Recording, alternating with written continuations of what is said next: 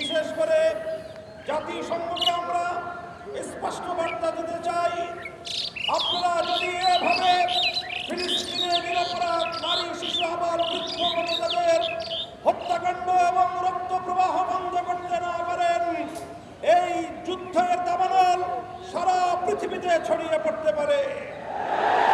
এর জন্য সম্পূর্ণ দায় জাতিসংঘকে বহন করতে হবে। আমরা অনতিবিলম্বে ইসরায়েলের বিরুদ্ধে আন্তর্জাতিক মহল, বিশেষ করে জাতিসংঘের পক্ষ থেকে স্পষ্ট নিষেধাজ্ঞা আরোপের জোর দাবি জানাই। আরব লীগ সহ ওআইসি সহ মুসলিম কমিউনিটিগুলোকে, মুসলমানদের আন্তর্জাতিক সংগঠনগুলোকে আমরা উদাত্ত আহ্বান জানাতে চাই। কুফরি সঙ্গে পরিণত, ইহুদি খ্রিস্টানদের এজেন্টে পরিণত জাতিসংঘের